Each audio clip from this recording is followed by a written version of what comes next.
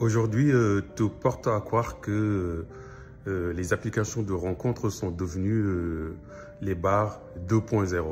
En France, par exemple, en 2022, un Français sur 4 a rencontré son partenaire via les applications de rencontres. Donc, ce qui fait quand même que c'est une opportunité considérable à tenir en compte. Ce qui se passe, c'est que généralement, on a des a priori, des préjugés par rapport à cela, et c'est ce qui nous empêche de profiter pleinement des opportunités que cela peut offrir. Mais prenons l'exemple d'une femme ou d'un homme qui a 30 ans, en sachant ce qu'il veut, ce qu'il ne veut plus, qu'il veut fréquenter, qu'il ne veut pas fréquenter. Généralement, on en arrive à réduire drastiquement son cercle social au point où cela ne nous offre plus d'opportunités de faire des rencontres intéressantes. Alors, ce qui se passe, c'est que on se met à tourner en rond, et très souvent, ceux qui prennent en considération les applications de rencontres, par exemple, vont tenter, mais de manière très timide ou de manière très hasardeuse, et de ce fait tourner en rond un peu, en ressort pour déclarer finalement que c'était pas intéressant et que ces plateformes n'offrent pas finalement d'opportunités réelles. Alors que c'est tout à fait le contraire. Si vous savez très bien ce que vous faites, vous ne restez pas des semaines et des semaines et des semaines.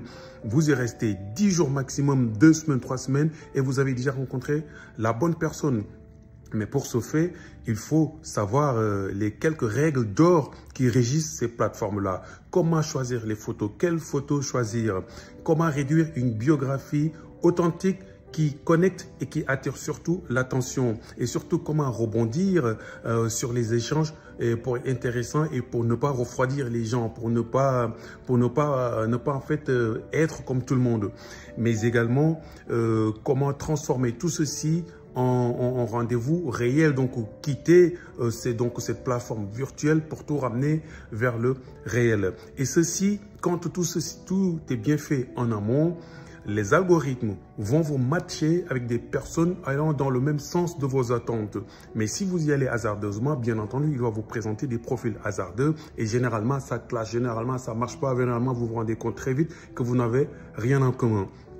Donc la leçon ici est que un quart des Français en 2022 ou 2023, je ne sais plus, a rencontré son partenaire via les applications de rencontres. Donc, ça reste quand même un terrain de jeu à prendre en considération. Dans une autre vidéo, je vais débunker tous les mythes qui sont associés à ces plateformes pour permettre à ceux qui doutent encore un peu de tenter leur chance là-dessus. Il faudra juste prendre en considération que vous ne pouvez pas y aller hasardeusement ni avec timidité, mais il faudra y aller méthodiquement et en fait avec un objectif bien clair, et donc avec 2 ou 3 connaissances des règles qui régissent ces plateformes-là, et vous allez voir que vous allez être très étonné de la rapidité avec laquelle vous allez rencontrer la perle rare.